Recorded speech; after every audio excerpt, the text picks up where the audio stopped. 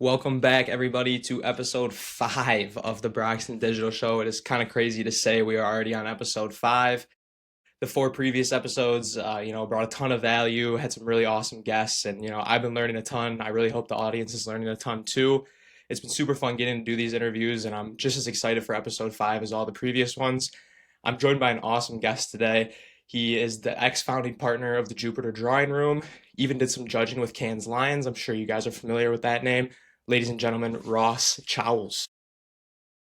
Cool. So, yeah, as said, my name is Ross Chowles. I spent 36 years in advertising, and 22 of those 36 years, I ran my own agency with my partners called the Jupiter Drawing Room from Cape Town. And we were an agency that specialized in advertising and design. So we did a lot of design work. We won a lot of awards. And because we won a lot of awards, I was lucky enough to be nominated to judge Cannes twice, one show twice, Art Directors Club in New York, the Clios, and so on, and various others around the world. And because of our exposure and my bent towards education, I ended up being involved in the One Club, which is the One Show, their push into China in the early 2000s. And every year I would go to China and do a workshop with One Club, teaching advertising to young Chinese students. And because of that, I then became, I represented South Africa on the international board of the One Club. And in 2016, I left my agency, which I divorced them. It was hectic because I love the people and I loved my agency. But to pursue my dream of being a teacher full time. And in so leaving the international board, I then was moved to the national board of the One Club, which is the head offices in New York. And I'm still on that board, surrounded by the leaders of our industry. My portfolio is education. And for the last 9 years, I've been teaching advertising creative as well as entrepreneurial thinking to students at Michigan State University. Yeah, that is quite the storied career, Ross. I know a lot of people are maybe wondering, how do I get such an awesome guest on the show? Well, what you ended on there, that you had that passion to go and be a full-time professor. That's actually how me and Ross got to know each other. I was a student of his, and one big thing about me is I was not this outgoing as a student. I was actually really shy, quiet, barely ever raised my hand in his entrepreneurship class. But that was one thing that really stood out to me with Ross, was that he kind of put that entrepreneurial spin on marketing, and it really resonated with me. And I was able to take away some things from just the one class I had from him that I'm still implementing, today in my career. So that's just, that's super awesome. I'm really curious, Ross, with having such a storied career, and obviously you had a ton of love for the game. What was it kind of like pivoting away from the agency and kind of more into the teaching side of things? Look, the first thing is that I discovered teaching. And in that discovery, I realized, oh, okay, this is what I was meant to be. This is the end game. I didn't know that early on. But as a How career, far along did you figure that out? well, about when I was in China doing these workshops, so let's just say 2005, 2006, 2007, when I was in the classroom, I just go, oh, this is my happy place. And that's not dissing the ad industry because I really love that too. But it's where I felt right. The thing is, as a creative director, talking to creatives, reviewing their work, dealing with them, managing them, is I realized looking back that I was a nurturing stroke teaching creative director. You get a lot of the sort of devil wears Prada kind of creative directors, but I wasn't like that. So I always looked for the joy in an idea. I always explained why I'd chosen the route, what the strategy was. And a lot of my staff, ex-staff that worked for me, always go, oh, yeah, the Jupiter University. So I think it was kind of like meant to be. But really, what it was synchronicity because I was in China. I met a professor from MSU. He invited me to a workshop at MSU. So this is 2015. And I came, did the workshop, loved traveling, loved seeing new places. And the chair of the department kept on popping in. I didn't think much of it. At the end of the workshop, they then said, "Hey, wouldn't you like to teach?" And it was just the right thing at the right time. And I'll get back because, I'd been through a divorce. My business partner had cancer. And, I'd been doing this for 36 years. Even rock stars get tired of the road. And I said to them, "No, I'd love to, but I don't have a degree. And in my country, I'd love to teach in South Africa, but you have to have a degree above the degree you teach."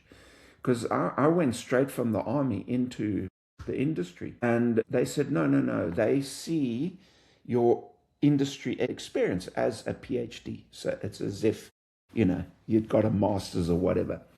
And it was just the right thing at the right time. And so I took the leap and came. I have to say it was a shock to pivot. You say to pivot. It's total shock. Not the teaching. The classroom, there were things, I always assume Americans had opinions and the students would be giving me lots of back chat, and which I welcome. That kind of stuff. But actually, the biggest shock was academia. Because I came from an agency, which was my own business. I had 4 partners. We would make a decision, we'd have a meeting, make a decision, we'd implement it, off we'd go. We trusted each other. But beyond that, the agency, at our high point, had 150 people. It's open plan. We're in each other's lives. You're working in teams. And then I get to academia and you have a little office by yourself and it's a hallway full of closed doors. There's minimal interaction between professors. Minimal, literally minimal. And I just found it so weird. So the only human interaction I was having is actually in the classroom, not really in the department. And then COVID just made that all even worse. So that was the biggest shock and then the way academia works. Because you come from business, you make a decision like that, you implement it, you move. If it's a mistake, you readjust, and then you move on. Academia doesn't work that way. It's very slow. It's very verbose. It's very, I don't want to say technical, but pedantic about minor detail. And I'm just such a big picture person.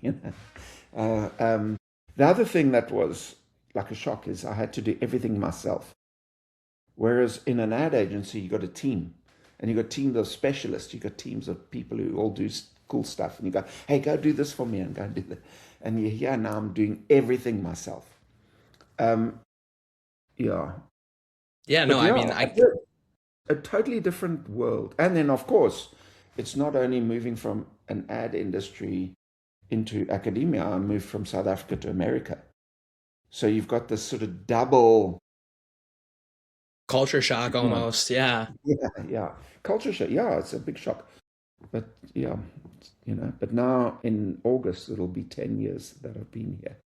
That is so awesome, Ross. That is, I mean, my experience with you was pretty minimal. I just did your one entrepreneurship class because luckily I chose that as a minor. But I've only heard amazing things from other students who got to do some of your more of your advertising courses and stuff like that. With that, I do think you were probably able to bring some things over from founding that agency and growing it to what it was into your teaching world, just with that entrepreneurial innovation spirit that you have. I'm glad you kind of brought up COVID because I remember I was kind of coming in as COVID was coming out into college when I had your class, and you were kind of more so reminiscing on what you were able to do to make it work.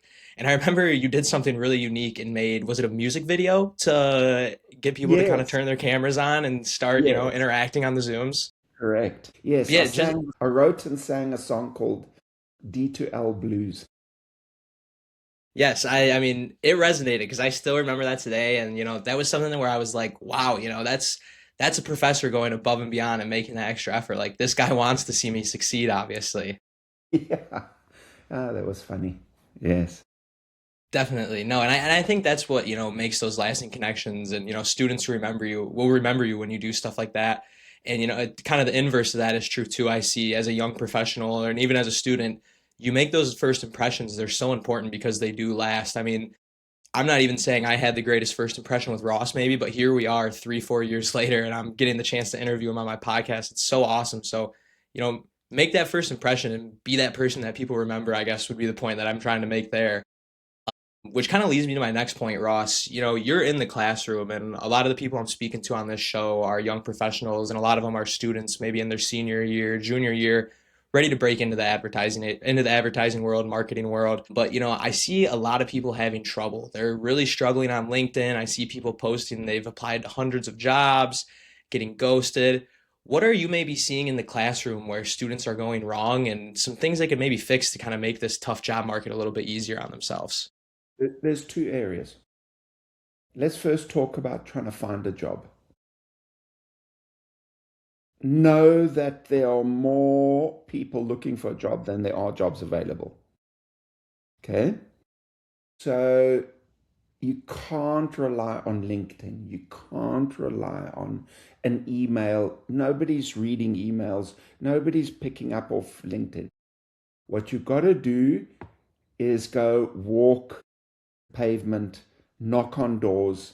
And if you can't get there, I always teach my students, bake a cake or have a cake made, and in the icing, do your URL to your portfolio and deliver that. Stand out, go knock on the door, go make yourself available. You can't live in your room and expect the world to come to you. You've got to go out and do it. So, that's just an unfortunate byproduct. And again, COVID and our phones have made us less receptive to human connection. But the ad industry is a people business.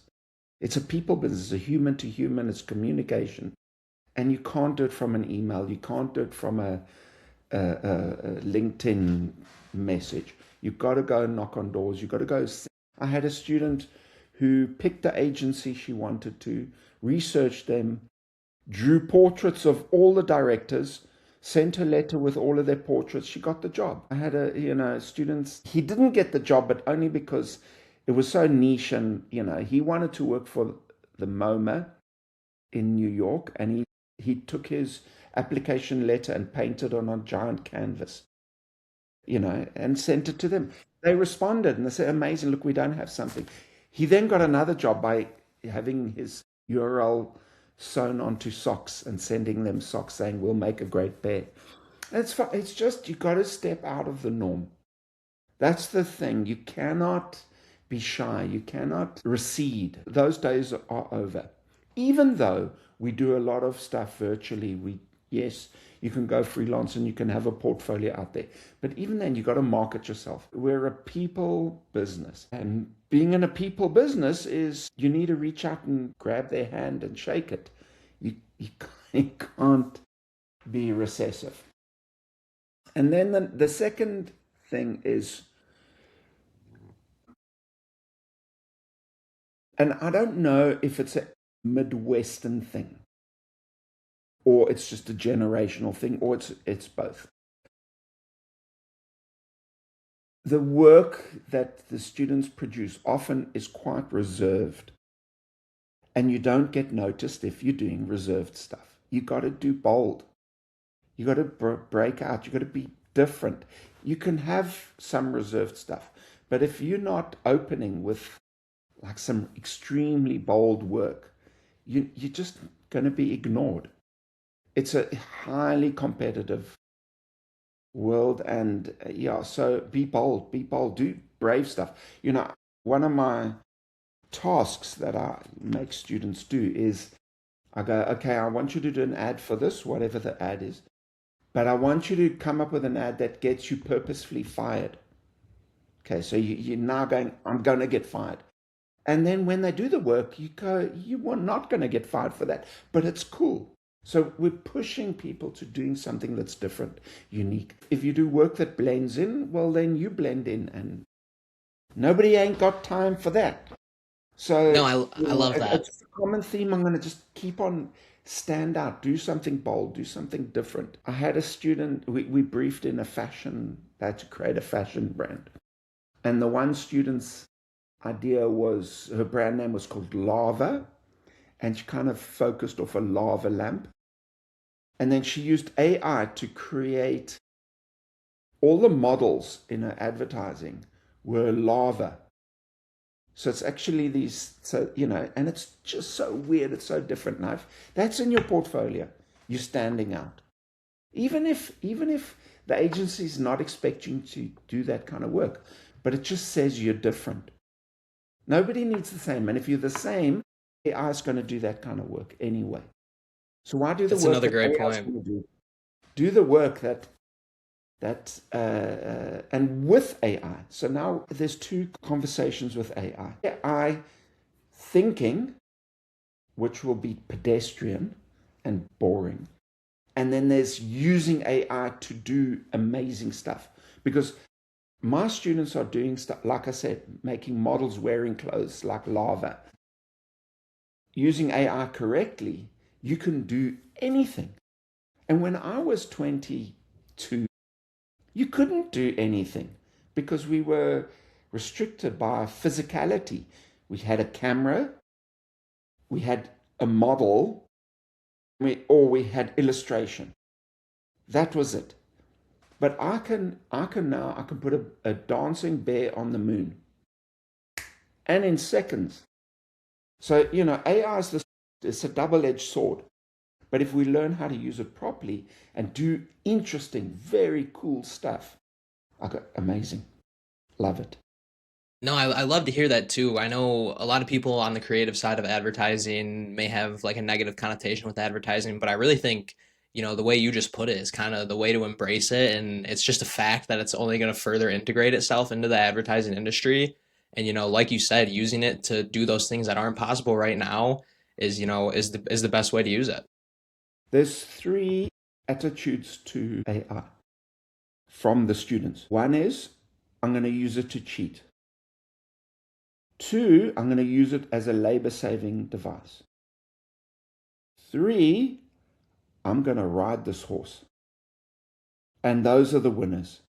So those are people who go, I'm going to master this. And it's a Lamborghini or Formula One car in your hands.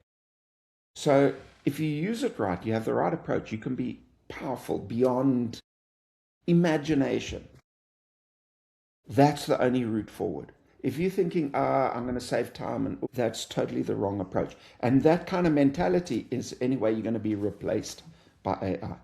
But what won't be replaced are people who are imaginative, are bold with their ideas, and then they use AI to express those bold ideas. They're going to win. I love that kind of framing that you just put it in there, you using it to express those bold ideas because it's just you can use AI to express those ideas in ways that have, never been expressed before. And I'm glad you kind of brought that up too because the next question I had for you just I know we just talked about students more so and what you're seeing, but a lot of other listeners are, those young professionals who are in their first year or two of agency experience, really trying to figure out the industry. I know one thing that can be really confusing for, that group. I'm in that group right now is taking the theory you learn in school and actually translating that into practice. What would be maybe some of your tips or pointers for, those people trying to take that theory and put it into practice in a successful way? Okay, so now we're framing it. You sort of a year into the industry, how do you make your mark? Okay. I would say so, yes. Yeah. One, share what you think. Because if you don't share what you think, how your boss is going to know whether you're smart or not? So even if you're in a review, even if it's not your work, but you go, I think that if we changed that headline or we did this, even if it was the wrong thing, but people notice you. And that's a difficult thing because we're scared of saying the wrong thing, but there is no wrong. There's just not saying anything and then they don't know. So that's the one thing is you have to say, I think. And that's how we grow as well because you have to think.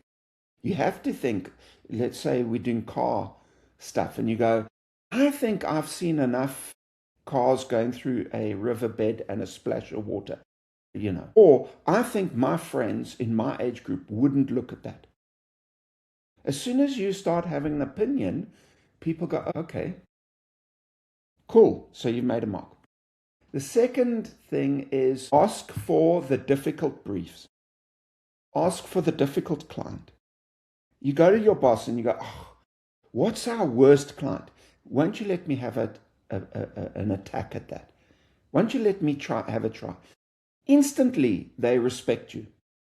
Instantly, they go, oh, because everybody's looking for the easy route. But the person who's looking at the difficult route. And if you actually turn it around, you're a hero. So you pick the difficult. Research, research, research, research. So once you get that difficult client, go and find out about it. Our motto in our agency was rem tene verba sequente, which is Latin for know the subject and the words will follow. I mean, you can't create an ad for a product that you don't know about. Get to know about it. Get to know about the client's business. That'll super impress them. And then try. And always, I believe, you go in minimum 3 ideas. Okay, it should be 10 ideas. But one of them should be the get fired. One of them should be this is risky. And then you can do the normal whatever. But somewhere in the get fired, there's like secrets there. Then just attitude, get involved. Even in campaigns that you're not working on, go and ask if you can help them. Go and ask them if you can, they're doing on a cool thing, go, okay, can I do the activation? Pick up work and pick up the work people don't want to do. Pick up the work that don't want to do and do it amazingly, and you will get instant respect. Because here's the thing. In an agency, the account management people come in and they go to traffic and they go, okay, we got this campaign. And then the traffic manager says, well, what about Bob and Sally? And account management go, oh, I don't want to work with them. They're difficult. So you don't want to be those people. You want to be, oh, what about working with Robert and Jennifer? Awesome. They always behind the work. They like do more than I ask. They really prepare their work. Be that person and you will succeed. Because what an agency is under pressure, an agency is under financial pressure. They don't need insecure, creative people being precious. What we need is people who are willing to get their hands dirty, willing to try, being optimistic, being enthusiastic. I mean, obviously, you got to do it with sincerity and not fake. Nobody Right. likes fake people. Yeah, you got to do it sincerely. But those are the people who break through. Those are the people who break through. Nobody broke through by putting their feet up and going, I don't really want to work on that. Yeah, I imagine. One thing too is you mentioned, stepping up and being that person who's taking on the difficult work and, doing the extra work as well. You're going to get that instant respect possibly. But at the same time, you might not get that instant reward. I see that's where a lot of people fall off is they put the extra effort in for maybe a year and then, it kind of gets boring and they stop doing it. Yeah, What's kind of your good point. advice on keeping that momentum and finally No, seeing what you're sowing? good point. If you mentally picture your 20s as the setup for your real career, which is going to happen in the 30s, okay? So it's almost like your 20s, you continuing university. That's what you're doing. You're training. You're training for the big marathon. The marathon's going to happen when you're 30, but you're training. Things will change. Maybe you hit the sweet spot at 25. I don't know. It doesn't matter. But if you mentally go, I'm doing this for the future, it's not about now. Because then you can get stuff now, but that's not fulfilling your potential. So I think now let's get into a philosophical debate. Because there's work in the ad industry, in the creative industry. There's work. We've got to work. Or there's doing cool stuff. Okay? So I can make a movie. I can make a porn movie. I can make a C-grade movie. Or I can make an Oscar winner. Which would you rather? I want to work on Oscar winner. I want to work on that stuff. It's the same thing. So to get to the Oscar winner stuff, you got to think, well, what do I need to do? And what you need to do is learn, experiment, explore, try new things, make mistakes, because we only learn from mistakes. Try totally different accounts, try different media, whatever it is. That all sets us up to get to the Oscar stuff, the Oscar winning. That makes sense. So you have to have that long-term vision is what you're saying. You've got to Just have a like you would long with a term vision. client you're working for. Totally. It may come quickly. That's then you're lucky. But if you don't, if you want, I've been in the industry 2 years. Why haven't I got my big offer? It doesn't work like that because you're pursuing the wrong thing. The thing what we want to pursue is excellence. We want to pick, touch the gold stuff, the magic. And to get to the magic is not about money, position, what time. It's about, I want to do something special. And that's our true potential. But most people are scared of true potential because they're scared that if they get there and then they realize they haven't got it. But people have it. I've witnessed it. I've witnessed teams in the wrong environment go downhill, but in the right environment reach magic. So it's a profoundly different thing. And I understand because I'm actually also anti extreme capitalism and the exploitation. I understand all of that. But pursuing excellence has got nothing to do with capitalism. Pursuing excellence is trying to reach your full potential. And it doesn't matter whether it's a painting or a social media campaign or you're making a movie. You want to create something that touches people and they get an amazing response. That's what you want. And that feeling when you get it is just like it's the best feeling ever. That's what I mean by excellence, not awards. Awards, all of that stuff follows. But it's like cooking a great meal. Are you cooking Kraft mac and cheese, fills your stomach, or are you cooking this like amazing steak with and people go, oh, so good. That's what we want to do in marketing. If we can get to like people, oh, this is so delicious. How did you do this? Where? That's what we want. To do that requires preparation, experimentation, thinking about it, trial and error, effort. So, and to me, I worked hard in my career, but it was never work because I was having fun doing this cool stuff, man, and being with other people who want to do cool stuff. That's also happens is as you progress and you do better stuff, you then surround yourself with more people doing better stuff. And it just gets better, And Yeah, that it's like doesn't you mean, never yeah, stop upgrading your network. The longer yeah. you And go, the network just gets larger. I'm not going to tell you that there were days, almost every day, I'd go, what the f am I doing in this business? And then 2 hours later, going, this is the best job ever. All I know is fulfillment and self esteem comes from doing amazing stuff. How do we do amazing stuff? By pursuing doing amazing stuff. I think that's a great point too, because you talk about that breakthrough moment, and you it clicks, and you kind of feel like, oh my gosh, this is what I was trying to cultivate.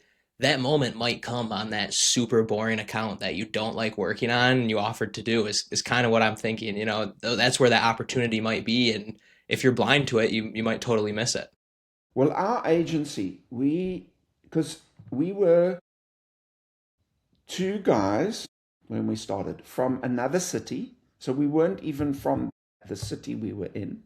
We didn't go to university with anybody. We had no network. So when we opened our agency, what we did is we picked retail. We picked retail, which generally in the ad industry is considered the worst work. And we made it amazing. We won awards, and then every other agency is now pitching on it because they see what you can do. So it's like taking Home Depot, which, when you think about it, is filled with amazing products that do amazing things, but they never market it that way. You go and do something really cool, and then suddenly everybody's like, oh, wow, ooh, you make a name. So pick difficult clients, pick boring clients, make them exciting. I love that take. Yeah, and I mean, it sounds like you kind of built a career off that. So if I was that person, in that boring role, or maybe you're not feeling the most fulfilled, strive for that excellence. You never know when you're going to make that career defining moment is definitely what I'm hearing here too from Ross. I know we just kind of covered a lot of the main audience there, the students, the young professionals, and kind of, your inside take from having that advertising experience as well as, now you're in the classroom. Kind of wanted to take a step back though and, jump a little bit deeper into some of your past experience just with you having so many different crazy experiences and touching so many different parts of the world of advertising. To start off though, I would just love one crazy story from your time at Jupiter. Try to keep it as appropriate as possible, but would No, love a no, no. crazy one Look, too. there were crazy stories. We had parties. This was all before social media, smartphones, outrageous parties. Two secretaries at a Christmas party got onto the main table. I mean, it was outrageous. Totally would be unallowed these days. Sounds like the stuff you see in movies. Yeah, well, it's very much Mad Men thing, and things were crazy then. But a real crazy story, I think it was more business crazy story, and that is we got approached by a client. It was a retail client. It was a music retailer that they sold CDs, and we did a presentation, and we had such an awesome like route in. In fact, in our presentation, the client left our meeting and went and bought the CD that we showed in the ad as how we would approach. Anyway, so 3 days later, we get the phone call that says, you've got the business. So we open the champagne. This is very early days. It's like our fourth client. Wow, this is amazing party. And to work on music, such a joy. Anyway, then we get a phone call that says, no, you no longer have the account. The the CEO didn't like it, doesn't want it to go with us. They want to go back to the old agency. So okay, we have to try and put the cork back into the champagne.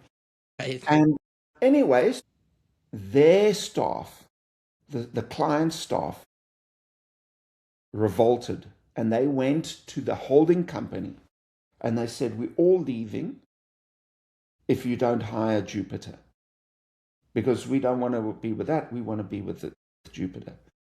And so the holding company fired the CEO, That and is crazy. the other agency went to the clients to sign the new contract. And while he's waiting in reception, the CEO walks out with his box with all his crap in, and My. and then they phoned us up and said, no, no, you've got it.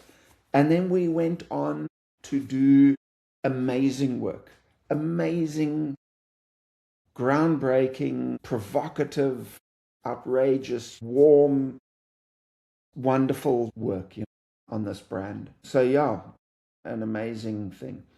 I mean, Jupiter stories. Yeah, we actually in my office is a book we made called "If These Walls Could Talk," because there've been love affairs, breakups, births, cancer, all the highs and the lows of like a big family. And obviously the drunken evenings. We hired out a Russian millionaire. He had a holiday home in Cape Town, and we rented out the place, and all the furniture landed up in the pool, stuff like that. The repair bill was huge. And again, but it all happened before social media. Oh, I mean, one that caused big is we had one of our staff members at a local award show go up on stage in front of the ad industry, and he took his clothes off. Okay. wow.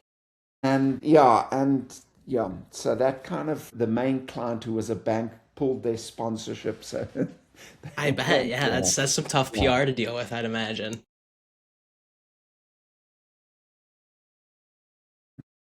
Would love to which hear that too. Yes. involved us. It was super interesting. So in those days, we only had two awards. On the Tuesday night was print and poster billboards, and on the Saturday night was TV radio. Okay, that's kind of in those days. These days, they're covering many media. Anyway, and on stage, there are three screens. So on the screen one is the work. Screen two is the credits of who was involved, and screen three is the agency. Now that evening we won two. Okay, so the Jupiter drawing come up, we get our golds. Cool. But the screens went out of sync.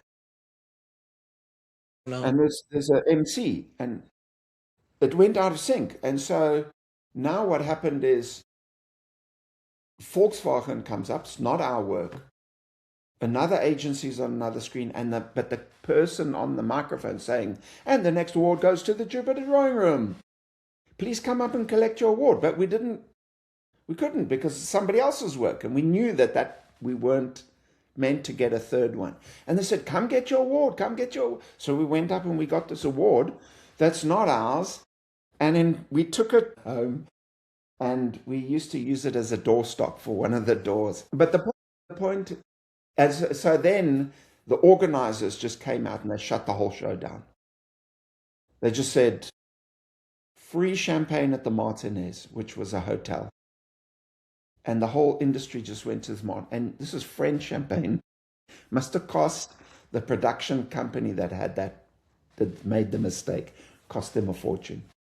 I But yeah, bet. everything went out of sync, and we got a free gold award. So yeah, that was very I funny. couldn't imagine. I feel like my ego would be through the roof walking in every day having a Cannes Lions award as a doorstop at the Yeah, agency. I it's a don't know good how I would thing. act. That's it. Yeah, it's very sort of nonchalantly arrogant. I love it. No, that's hilarious, and I'm so happy you dove into another couple crazy stories. I know you have a ton of them, and it's it's uh it's so cool to kind of hear how the advertising agency kind of used to be and all the craziness that was even before COVID. It has changed so much since then. Yeah. This wasn't one I planned on, but it's one that kind of just popped in my head is you saw all of that awesomeness in your early career. You're in France doing judging, you're in Cape Town running an agency, you're coming over to America. What do you kind of see as how is the advertising agency going to stay as a people business and move forward and cultivate that, awesome collaborative environment that used to be there? No, but look, if you speak to a lot of people in the industry, they are mournful, or they mourning the good old days. Yes, I hear that a ton as a young professional. And that is a mistake. That is a mistake. Because yes, things have changed. But actually, if you are truly creative, it's the best time ever. It's the best time ever because for two reasons. One is,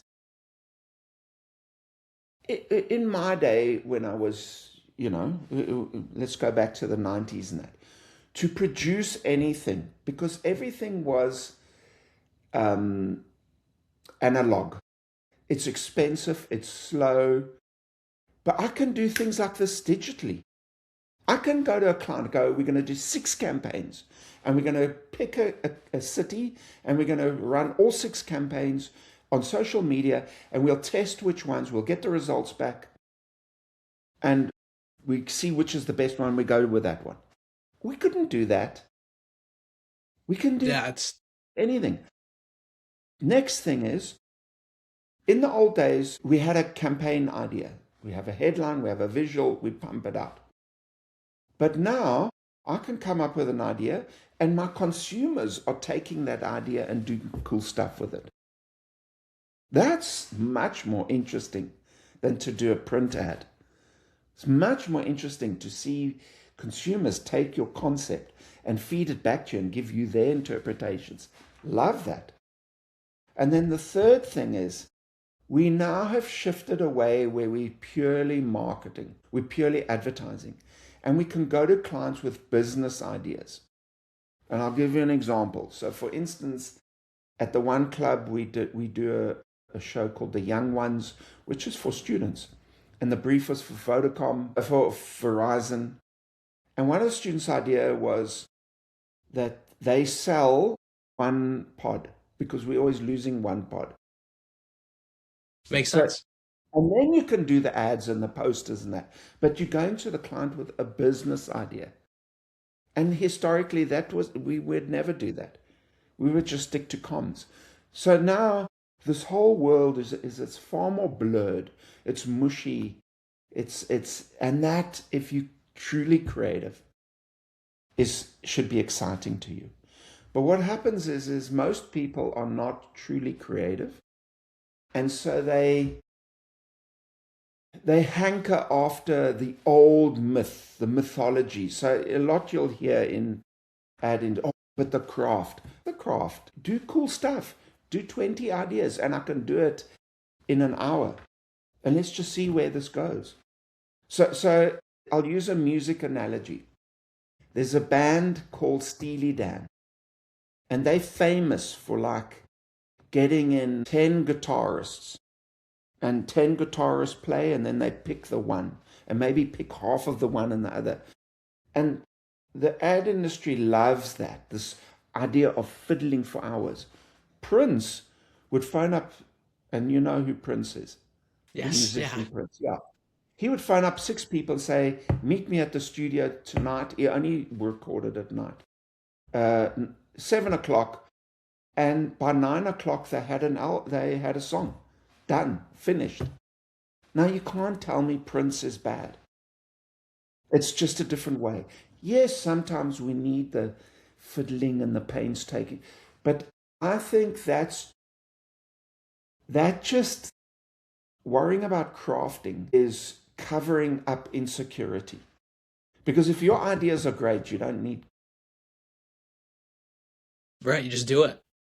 Whereas what we try and do is take mediocre ideas and craft the hell out of it. And that's a lot of bullshit. So there's a there was a concert, is the Newport folk concert, okay, folk festival every year, Newport Folk Festival. And Bob Dylan used to go play with his acoustic guitar, sing songs, everybody loves it. And the one year he went electric. He went with an electric guitar, an electric band. Well, that's where we are. We now electric. Why do we have to sit and like worry about acoustic guitar? We're in the electric world. So it's just a mind shift for creatives to sit and go, actually, if I stop complaining, I can be more creative than I ever could have been 20 years ago. Because I can do anything. With AI, I can do anything. And I can try 10 different ways. And I can show the client like exactly what. The other thing that I love about modern marketing is we're more into activations. We're more into promotions. We're more into complex social media campaigns. It's not the old poster, billboard, TV ad. And all that is about control. So we love controlling that. Whereas in the modern world, it's because you're involving a consumer and what you lose control. But if you let go, just say, no, don't worry about it. Let the consumer pick it up. Let it run. That's the best creative in the world, I think. So actually, I wish I was 23 now. I think it'd be amazing. That's awesome to hear because, that's the outlook I've been trying to have is like, I love to hear the glory days stories, but I think the glory days are yet to come. Like, there's going to be people talking about, the 2030s and the 20s hundreds of years from now about the crazy advancements. And why would you not Totally. want to be somebody who's on top of that? Yeah, totally. Yeah, so that was great, and I loved how we just kind of dove in there. One thing I really wanted to ask you too is I know we've kind of talked a lot about prepping for the future during this show, and it's been kind of a focus. This question more so is geared for, the people who are in my generation right now, maybe a little bit later in their career, but it's probably definitely something that I think is very relevant to keep in mind as you're building out, that early part of your career. What would you say are the key differences between, that person that you see is stuck in middle management and, hasn't got past that level 3, level 4, and they're pushing into the latter half of their career, and, the Ross Chowleses of the world who are wrapping up a storied career as a professor and providing a ton of value through their whole life? Yeah. Look, The ad industry, it's a crazy world because we get promoted generally either by doing awesome work, clients liking us, winning awards. Those kind of are the indicators that. But a good salesman doesn't make a good sales manager. And managing people is the hardest job in the world, and managing creative people is even harder. So, I always believe there are 5 things that key attributes to success. One is IQ. You got to be smart. You can't be an idiot in our business. More importantly is EQ, so empathy, emotional intelligence. You got to have charm. And I don't mean schmoozy charm. I mean the ability to work in a team, get other people to see your point of view without getting people pissing people off. Then you've got to have some sort of skill. The weird thing is the skill is the least important because the skill you can learn, and the skill is so amorphous. It's moving, shape shifting. But yeah. And then the last one is just fire in the belly, that desire to want to do something amazing. If you got those 5, there's no reason you can't excel. Let's just go back to this thing of the person stuck in middle management or whatever. I think it's just comfort. To grow, you have to get out of your comfort zone. So here's what I'm gonna make what you need to do. Every year, you need to do one audacious, bold thing. Every year, do one audacious, bold thing. It may be a private thing, or it may be something in the agency. And I'm talking bold. So if you go to a client, you pick one of your clients and you go, Mr. Client, you haven't asked for this, okay? But I'm on my private time, we're not charging you. I'm going to do this. I'm going to film, edit, whatever, the best AV for your conference. And you do this amazing thing. And then go deliver it. And then the next year, you pick another client and you go, Mr. Client, I'm going to go spend a month, or every Saturday, I want you to let me go work on your shop floor. I'm going to learn about your business. So you putting yourself, getting yourself out of the comfort zone, and you're doing something bold. Okay, so this year, I'm writing a book. Last year, I did a 17 brochures and 17 videos for my entrepreneurial course. So each year you got to do something that's big and bold. Okay? And if you do that, doors open. It's amazing how doors open. But you see, most people don't want to do that. They'll sit in their comfort zone and complain that nobody's noticing them. They're not getting ahead, whatever.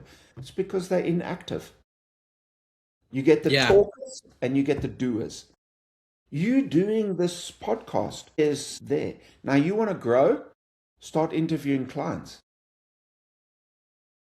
That would be interesting. And go interview clients of other agencies' clients. Clients that, maybe you guys have got your eye on. But step out, do something bold, do something interesting. If you do one a year, they will grow and the world opens up. And it can be a personal thing. It could be, I've got a student who every week he does a different album cover out of Play-Doh. Okay? And he's already into the hundreds. And if you look at his early stuff and you look at his stuff now, it's like amazing. He's doing amazing stuff. It's in fact what got him hired. Somewhere something's going to break big. I've got a friend who he's got an ad agency, and during COVID he thought, I'm going to just do cocktails. Every day he did a cocktail and he put it on Instagram. Well, it wasn't long, and liquor companies were contacting him and saying, hey, will you do this booze and this? You do stuff, doors open. You don't do stuff, nothing happens. I love that, and it's so true, and I'm happy you brought up the podcast piece of that too, because I was gonna say I guess that is my one thing this year that I decided to do. And I kind of struggled with a little bit of like paralysis by analysis. I was planning everything out. I wanted to have the perfect content strategy, but kind of like you said, all those doors started opening once I actually just started doing. I posted that first episode and I already have a ton of people, giving me positive feedback, people wanting to be on the show, people interested in where the show's going. So it's so cool to kind of see that. And it really gets me thinking, and I hope everybody listening too, of what's going to be that 2027 big thing, or if you're still waiting on 2026, you still got a lot of time to do that big audacious thing. So that's so cool, and I think it is some great advice to kind of have that structure on a year to year basis, just so you don't get caught of, oh my god, it's been 5 years and I'm still in the same spot I was 5 years ago. I see so much of that. The problem is it's not what people want to hear. People want the easy route. Yeah, And I would agree. life doesn't work that way.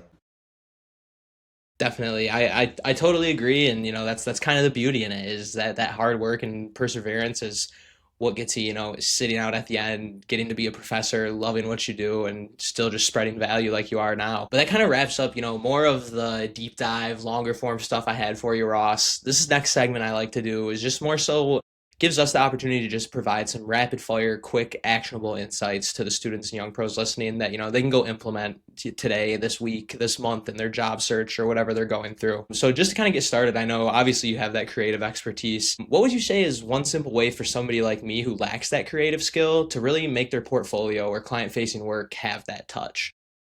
Do bold stuff. Every ad you do, think of one that'll get you fired. And that's the stuff that's going to make you famous. I Be love it. bold, Yeah. be bold, be bold, be bold, be bold. Take risks, be bold. Be bold. I love it. Yes. That is my big takeaway here. Because you can always go into a meeting and go, here's what you asked for, here's the normal. But look at this. And they may at first go, no, no, no. But at some point, somebody's going to go, yeah, let's do that. Because every great campaign, every great idea is the risky one. Yeah. Can you You never imagine hear that. somebody went into the boardroom of Coca-Cola head office in Atlanta and said, what we want to do is take your logo off the bottle and we're going to put people's names on. And they go, oh, you're nuts. It's the best campaign they've ever done. Most human connective campaign ever done. Yeah. And there was probably a lot of people shaking their heads when that idea got brought up in the boardroom. Totally. So Moving. people, No, no, you're good, Ross. I mean, so much knowledge to share. It's hard to not dive in. But kind of pivoting to a little bit more of the classroom specific stuff with you having, these last almost 10 years now as a professor. I'm sure you still have a lot of those ties in advertising and are still talking with, those people who are VPs, directors, sure, even in the sure. C-suite now. What would you say is the main difference between the student that, you're bringing up in those conversations, or, maybe the student that you just don't quite feel comfortable or referring in a combo like that? So it's pretty simple. The student that I would never recommend is one who's not bold, is too shy, is passive, doesn't care. The secret to life is you care. If you care about the work you do, it spirals up. If you don't care, it spirals down. When you care about a project, then you're willing to do the research. You're willing to try different, you're willing to find out, you're willing to put love into it. So a student that cares, because nobody's expecting a student to be amazing, because they've got to grow into that. But if they care and they love what they do, and it generally shows, I'm happy to recommend them. But as soon as you don't care, you're doing the bare minimum, trying to just get by, those people I don't. And that's why, of those 5 points, one is fire.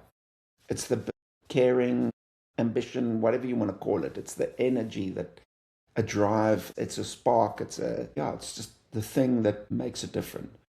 As soon as people are passive, and those are not the ones I recommend.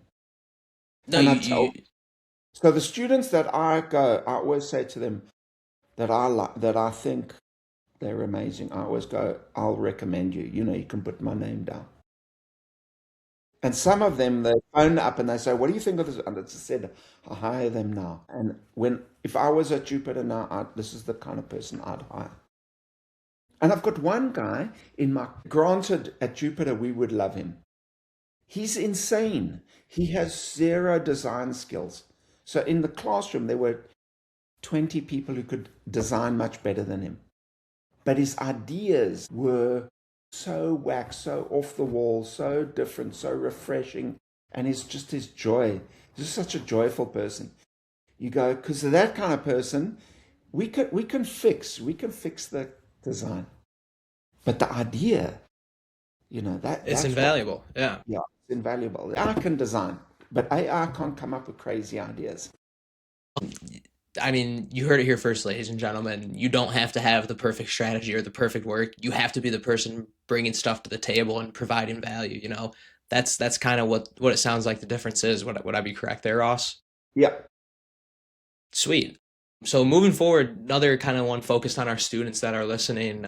You said you have that experience going on 10 years now as a professor. What would you say, just in marketing and advertising as a whole, is one of the main things that just students are sleeping on right now as far as a resource that could really be propelling them in their early career? So when I was a junior art director, we would get the art director annuals, the advertising annuals. Okay, like, kind of. Let me show you. So like this, and this is the DNAD. This is the British Design and Art Direction. Okay, and what we would do is we would devour them. We would pour over them, and we would try and analyze. And remember, I'm from the bottom of Africa. Okay, and this stuff came from England and America. It was, wow, amazing, amazing, amazing. But we would devour it. And then I read books about art, and I loved music, and I read books about music. What students have is they can go to oneclub.org, and they have on the computer, in the computer, they have all the past winners. And it's all video, and they can watch every TV ad ever done. And all you can just Google 10 best ads ever made. And there's so much. So you can really see the best in the world. But they don't. Okay, you see, they don't. That's the thing. Right, and one point I think is important here is just that history does repeat itself. So knowing what has worked and been the best in the past, you're going to see some kind of iteration of that performing well in the future. Sure. But also in the best, because it's a lot of it's the best idea. And though its manifestation may be old fashioned, but an idea is an idea. And an idea is universal. But just learning artists' music, and again, it's at their fingertips. It's at their fingertips. You can go, I want to know about Jean-Paul Basquiat. And you can learn everything about him just like that. So that's, and I didn't have that. We only had what was in a book, in a library or in a bookstore. That at the bottom of Africa. That is crazy, yeah. Students don't realize how there's a website called deckofbrilliance.com. Deck of Brilliance. They've taken every ad, every style of TV ad, and broken it down into its construct. Okay, so you can know how to do an ad that demonstrates. How do you do problem solution? It's all done for you. And what was the name of that one again? Deck of Brilliance. Okay, and then you mentioned oneclub.org as well. OneClub.org, and you just go to awards and you go to past awards and you can look at best stuff in the world. And it's every category. It's digital, it's product design, typography, whatever. That's so cool, and that's my favorite part of the show is like I literally just learned something that's going to be a website I go check out after we get done recording here. So like that's so cool, and it is just true that those resources are so out there and so easily accessible where people like Ross built their careers off of literally, like he said, a book and was in the bottom of Africa reading stuff from other countries. Like that was all he had and made it work. Yeah. Utilize your tools nowadays, and you can become so dangerous with the skills that you can learn and teach yourself rapidly now. But kind of transitioning, I know we didn't touch Sorry, on this a ton. if I can just interrupt. No, yeah, 100%. And you can just do that in TikTok. So if you just go great designers in TikTok, and you'll get all these little short clips that I'll teach you about great designers, great architects, great advertising concepts. There's lots of advertising teachers on TikTok. So, It's if that you don't want to simple. go, Yeah. yeah, so just use TikTok and you'll learn more. Yeah, I would say, I would guess like 99% of the audience is already on that app for a couple hours of the day. So I mean, spend that 5 to 10 minutes doing those kind of searches, and I bet you'd be surprised at how much you can learn. But like I was saying though, we didn't touch on this a ton. But you also have that experience as a founder. You touched on it earlier, starting Jupiter Drawing Room from literally two dudes with no experience from out of town, kickstarting an agency and bringing in clients to winning those awards and becoming a judge at Cannes. I guess this one more so goes out to maybe the young professionals that are maybe thinking of, hey, I'm going to start my own thing, or maybe they are doing their own thing and they're feeling like they're drowning. What would just be your number one piece of advice to that person in today's very unique AI and tech focused landscape? The first thing is not to call it an advertising agency. I think is to call it a commercial communication agency. Because the truth is that advertising, design, PR, digital, it's all blurred. It's all a mush. So I would position it as a commercial communication agency. I would do it just because it's so exciting. It is starting your own agency is the most exciting thing. You could start by doing a little bit of freelance, pick up a freelance client, and then once you've got the first client, then that's the legitimacy you need. What's so interesting today is you can create a virtual agency. So your website, you can build almost like you build the space that's going to be the agency in 5 years' time. So every time you have a meeting, even if it's over Zoom, it's like you got this amazing agency behind you. Meanwhile, it's just a screen, it's a filter, whatever. You got to be bold. I would research. There's an agency, and he used to work for me in South Africa. He came to America. He started an agency. I think it's now 2 years old. It's called a Murder Hornet. Okay, now already the name is unusual. They've got a strong corporate identity. They promote themselves. They're bold. They are cleaning up. And I want to tell you something that's interesting about the industry. The age of the big multinationals are dying. It's the age of the independent. So now is the time for small agencies rather than the big global networks. Yeah, be bold, make a noise, It goes back to that. make a big noise. Send bottles of champagne to every potential client in your area, and like it just goes, hey, we just got a new computer, because we're growing, just by celebrating success. People are attracted to winners. Clients are attracted to agencies that feel like they're winning. There's a confidence. Clients smell fear. So if they see an agency feeling like they're going backwards, they smell it. They themselves are insecure because marketing is magic. And in business, which demands facts, it's very hard for marketing to produce facts. So the client, he may come to the agency and go, oh, and he's all bold. But when he goes back to the business and the rest of the directors are going, yeah, but, where's the return on investment? He's insecure. So if he senses that the agency is insecure, that's death. So agency needs to be sincerely optimistic. An agency on the rise is super powerful. An agency on the decline, it's terrible. That's a Because, great people People want to be with winners. That's a great way to sum it up. Is yeah, people want to be with winners. If you're winning, people want to jump on that train and win Totally. with you. And And that winning doesn't have to be you're the biggest. Winning can be, oh, we just hired this person. Let's celebrate. We got this new little account. Let's celebrate. You start to get this energy of you're winning. I love it. Yeah, and you gotta foster that environment. Celebrate the little wins, celebrate the big Yeah, wins. To all totally. my young founders out there, I think maybe you should have a pretty positive outlook after hearing that from somebody like Ross. That's a pretty positive outlook to have. It's a crazy time to be a business owner right now. So it's awesome to hear that.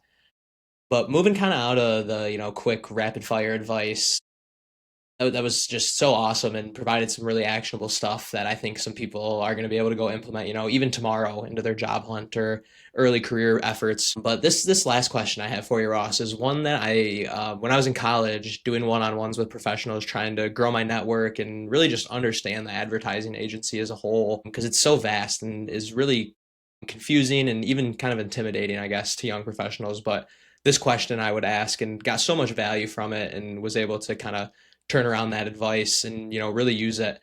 But to kind of wrap things up here, you mentioned this a little bit earlier, is if you could go back to when you were 22, 23, either just getting out of college or just kind of kickstarting your career right at the beginning there, what would you have done differently, and what would you have done instead? Okay, so the answer is long because my journey is different from a lot of people. When I was at high school, I was useless at maths and I'm dyslexic. So even though I love English, my spelling's terrible. So I was very bad, but I could draw, I could paint. I went to a high school for art. I then went to the army for 2.5 years. And when I came out of the army, I didn't know that there was an industry called the advertising industry. I knew there were adverts, but I didn't know. And in those days, they didn't have ad schools. But I needed a job, and I can't remember how I found a job, but I found a job in an ad agency because I could draw, and we didn't have computers then. So what we'd have to do is draw the idea, show it to the client, and then we'd go and photograph it and have the ad made.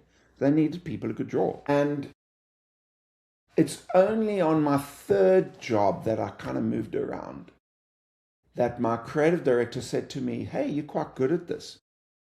And that's when the fire was ignited. And I go, what?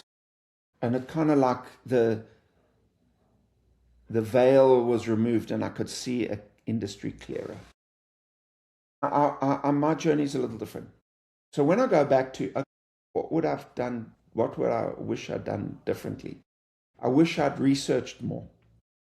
I mean, researched the ad industry, read more of these books, read more of these award annuals. So I understood the world better. That would have got me higher place faster. Okay. So what I would say to young people now is go find out. There's a creative director. His name is Jean-Paul Gaude, and he's French. And he was like big in the late 70s, his 90s. His stuff is outrageous. Even what you look at today is like, it's amazing. So research the great creative minds, and it doesn't even have to be advertising it. Artists, photographers, yeah, just look at all the different photographers, learn about photography, learn about filmmaking, learn who the different directors for movies, because it's all these things that'll just make your future better. So that's what I would have done differently. What I know now, I would have learned about the greats and the industry more.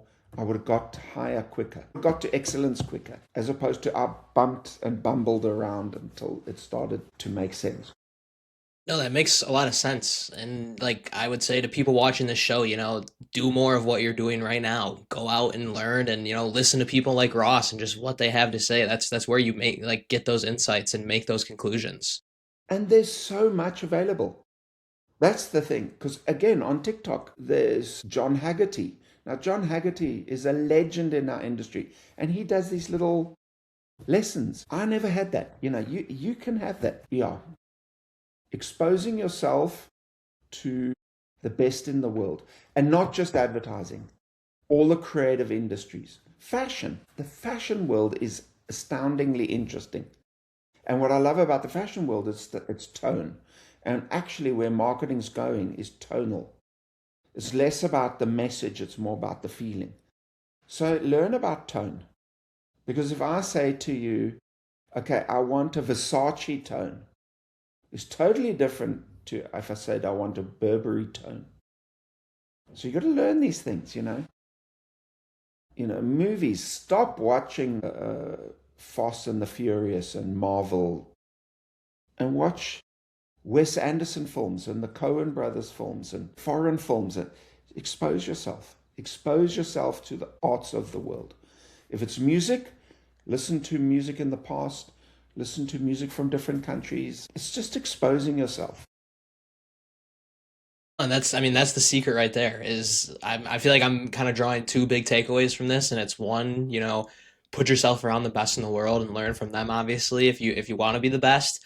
And then two is, going back to something you said a lot of times this episode is be bold, put yourself out there, and bring that stuff to the table, and maybe bring that advertising idea to the table that's gonna get you fired or could get you fired if it got implemented. But that person is who ends up being the storied person talking about their career and their retirement. One big mistake I made is, so when I started in the ad industry, which is in 1980, there were no computers. Okay, no Wow. computers. Yeah, that is so crazy And to it think about. was about 1988 that the Apple Mac started coming into the agency. But it was still like housed in what we call the DDP, which is Desktop Publishing Department. Then in about 94, and that's when we started Jupiter. We started putting computers on the art director and copywriter's desk. So now that was no longer the DDP department, it was them. The problem is by then I was management. I had a Apple, and I was learning. There was a program called Freehand, and I was struggling through it. But my staff did all that work. So they upspec'd on how to use Adobe. Anyway, and then Adobe bought Freehand, and then I got all cross, and bugger this. I didn't keep at it. And again, because I had people, we had retouchers who sit and worked in Photoshop, specialists, and if I wanted something, I just asked them to do it. But in coming to MSU, now I have to do everything myself. I don't know how to use Illustrator or InDesign or Photoshop. So I've had to struggle to learn as an old man how No, and to I'm edit. so happy you brought that up too, because that's so relevant for those out there who are saying, you know what, AI is just too much, it's taking over, I'm not gonna learn it. I can do my career and my job without it. That kind of the same thing, I think in 10, 15 years, those people are gonna be saying, I wish I could navigate this now. Yes, yes, yes, yes. They got to learn it, whether they like it or not. And they not just need to learn it, they need to master it. Yeah, I mean it goes back to what you said, what yeah, be a master of everything you do, and you can only do that by hanging around the best of the best. So keep doing that self education, listening to people like Ross, and I think you'll probably be just fine out there in today's advertising and marketing world. But that does kind of wrap up the show, Ross. It was so awesome having you on. I want to thank you again. I know we had to record on a different night because you're accepting awards and stuff. You have a crazy life, so thank you so much for taking the time. You're impacting a lot of young marketers and students, and really making a difference. And these kind of insights were so valuable to me as a student, and I really just hope they can kind of be the same to anybody listening out there that's trying to figure out this crazy, awesome industry. But other than, Ross Chowles on LinkedIn, any other socials or anything you'd like to shout out? I know you do have like your website and stuff too. Yeah, I got my website. The thing is, Facebook I use because I'm an old person, but Facebook is the me if we were going to have dinner. It's my jokes, my view of the world. I don't put advertise. The only thing I share on there is like student work. My Instagram is just my paintings. And TikTok, I do a little bit, but I haven't really done anything because, university is very delicate. I can't be too opinionated on TikTok. And I'm waiting for us to launch this online entrepreneurial course. Once that happens, then I'm going to use TikTok to push that. But I'm on I'm very TikTok, I'm excited. on Instagram, on Facebook, I'm on LinkedIn. So everywhere, yeah, I would say one thing, you could just Google this guy's name and a Yeah. lot of stuff comes up. Lot to do. If you want to learn more about Ross, check him out online. Really excited to hear about more on that entrepreneurial course too. So, stay close on that. I would love to share that with the audience as well. But thanks again, Ross. It was an honor getting to interview you, and I learned a ton from this. So I'm sure everybody else will too. And thanks again. That kind of wraps things. It's a pleasure.